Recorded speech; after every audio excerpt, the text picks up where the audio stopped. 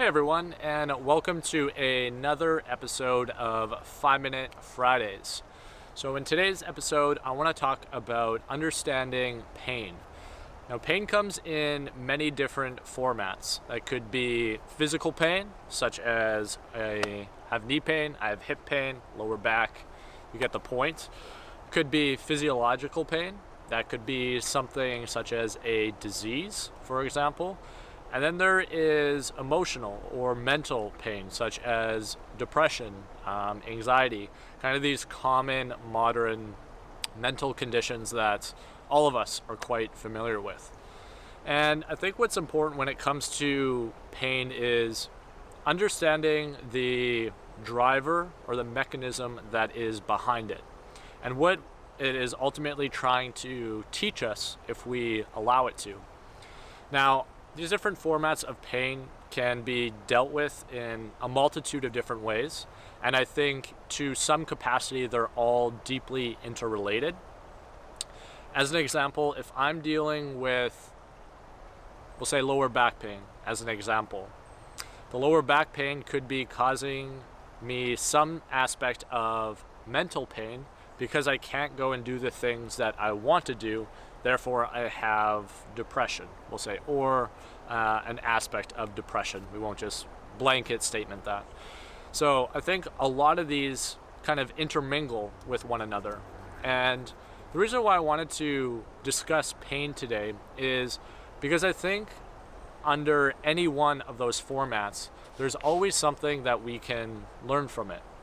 I'll give you a little bit of a personal story of mine. So a few weeks ago, I was dealing with probably some of the worst anxiety I think that I have dealt with really in my entire life. I think I undermined what anxiety really was.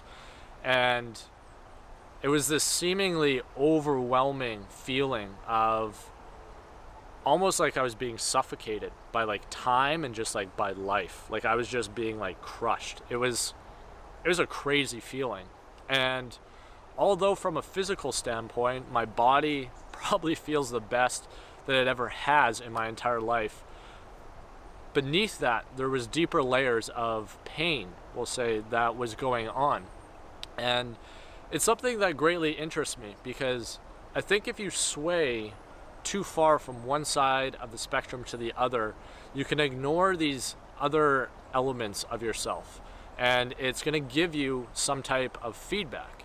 And to me, it wasn't so much, it actually was physical feedback in terms of like my chest felt like I was being like compressed this way. There was definitely physical feedback, but it wasn't pain. It was like physical discomfort. But behind that, there was much more emotionally charged anxiety there.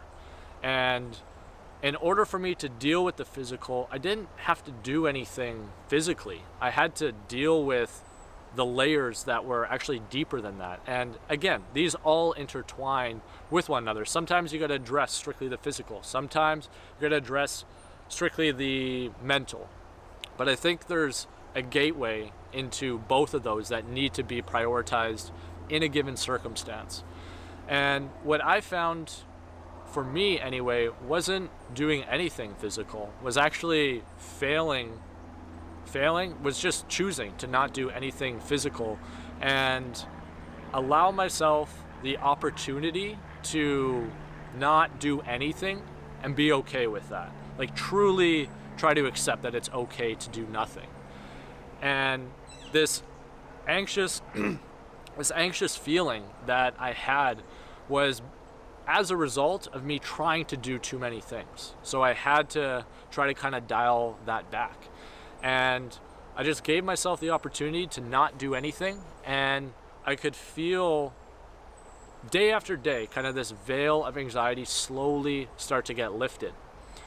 Alongside that, I was doing physical practice. One of my clients mentioned this to me, and she said that the body is the gateway to the subconscious. And I don't quite fully understand that. I think there's more to kind of get into with that. I might make a whole separate video on that, but I think with that is when your mind is constantly racing and we're in these mental states, sometimes we don't need to go through talk therapy and just talk it out. Sometimes we just need to move our body. So I just chose to go and play some basketball. I did that for like 3-4 days in a row. And that, alongside with mentally trying to untap myself from this feeling that I needed to do everything, I could feel the anxiety slowly start to diminish.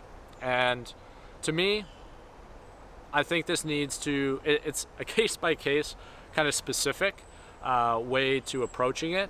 But I think when it comes to any type of pain, or we could even use the word feedback, when it comes to any type of feedback, there's something to be learned there.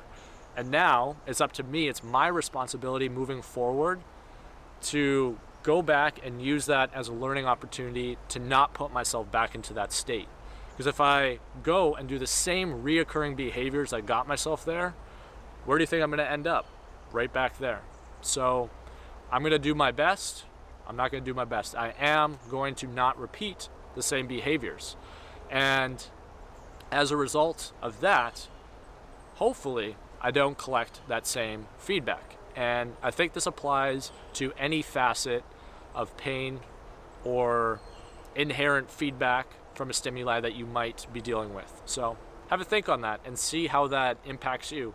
And let me know down in the comments below if there is any type of feedback that you are receiving right now and how you plan to go about resolving it. I think I will wrap it there. That's probably 5 minutes for today. If you guys enjoy videos like this, don't be afraid to like and subscribe to them, as that just helps to bring more like-minded people like yourself to the platform, as well as share this content with anyone you think might find value in it. And until next time, make sure you're prioritizing and then you are optimizing for you. I'll see you guys in next week's edition. Cheers until then. Peace.